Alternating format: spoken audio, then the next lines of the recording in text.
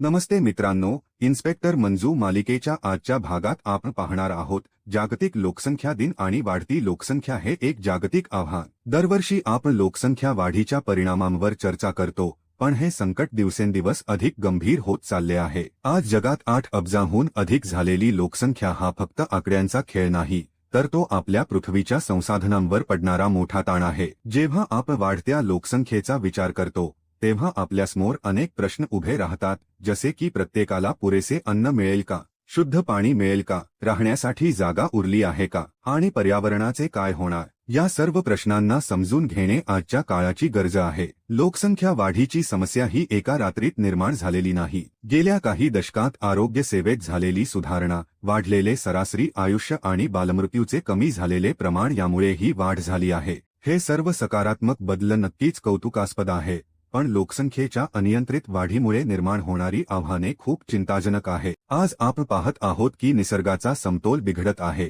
जंगलतोड वाढली आहे, प्रदूषण वाढले आहे आणि संपूर्ण जगाला हवामान बदलाचा सामना करावा लागत आहे। याचे मुख्य कारण म्हणजे वाढती मागणी आणि मर्यादित संसाधने। जेव्हा लोकसंख्या वाढते तेव्हा नैसर्गिक साधनसंपत्तीचा अतिवापर सुरू होतो। शेतीयोग्य जमिनीवर सिमेंटची जंगले उभी राहत आहेत आणि नद्या प्रदूषित होत आहेत। हे चक्र असेच सुरू राहिले तर भविष्यात पिण्याच्या पाण्याची आणि अन्नाची मोठी टंचाई निर्माण होईल, अशी भीती तज्ज्ञांनी व्यक्त केली आहे। केवळ भारतासारख्या विकसनशील देशातच नाही, तर जगातील अनेक विकसित देशांमध्येही लोकसंख्येचे योग्य नियोजन केले नाही तर गंभीर समस्या निर्माण होऊ शकतात। लोकसंख्या वाढीचा थेट संबंध गरिबी आणि बेरोजगारीशी असतो। जेव्हा कुटुंबाचा आकार मोठा असतो आणि उत्पन्नाची साधने मर्यादित असतात तेव्हा मुलांचे शिक्षण, आरोग्य आणि त्यांच्या भविष्यावर वाईट परिणाम होतो। गरिबीमुळे शिक्षण मिळत नाही आणि शिक्षणाअभावी रोजगाराच्या संधी मिळत नाही। हे दुष्टचक्र असेच चालत राहते। म्हणूनच लोकसंख्या नियंत्रणाचे उपाय केवळ सरकारी धोरणांपुरते मर्यादित नसून ती आपली वैयक्तिक आणि सामाजिक जबाबदारी आहे।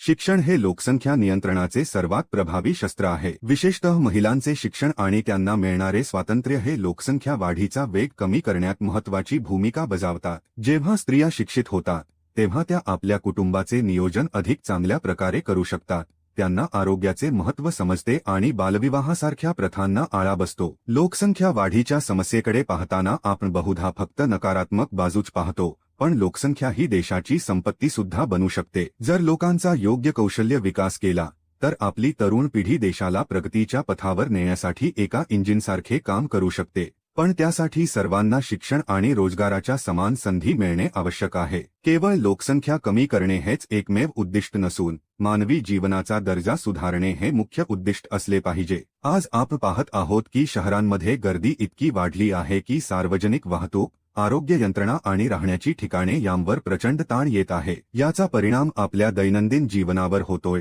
तणाव वाढतोय आणि जीवनशैलीशी संबंधित आजार वाढत आहेत। जागतिक लोकसंख्या दिनाच्या निमित्ताने आपण हे समजून घेतले पाहिजे की लोकसंख्या हे एक साधन आहे आणि त्याचे योग्य नियोजन करणे ही काळाची गरज आहे। आपली पृथ्वी वाचवण्यासाठी आपण काय करू शकतो? आपण अशा भविष्याचे स्वप्न पाहतो जिथे प्रत्येकाला संधी असेल आणि नैसर्गिक संसाधने सुरक्षित राहतील। हे स्वप्न पूर्ण करण्यासाठी आपल्याला छोट्या कुटुंबाचे महत्त्व लोकांना पटवून द्यावे लागेल, जनजागृती करावी लागेल आणि लोकसंख्या वाढीच्या दुष्परिणामांवर प्रत्येक घरात चर्चा झाली पाहिजे। शेवटी मला एवढेच सांगायचे आहे की पृथ्वी ही आपल्या सर्वांची आहे, ती कोणाचीही खाजगी मालमत्ता नाही। आपण आपल्या पुढच्या पिढीला कशी पृथ्वी सोपवणार आहोत हे आज आपण घेतलेल्या निर्णयांवर अवलंबून आहे। वाढती लोकसंख्या हे नक्कीच एक मोठे आव्हान आहे, पण योग्य नियोजन, शिक्षण आणि जबाबदारीची जाणीव ठेवून आपण या संकटावर नक्कीच मात करू शकतो। या जागतिक लोकसंख्या दिनानिमित्त आपण सर्वजण संकल्प करूया की आपण आपल्या कुटुंबाचे आणि देशाचे नियोजन योग्य प्रकारे करू आणि एक समृद्ध व शाश्वत भविष्य घडवण्याचा प्रयत्न करू।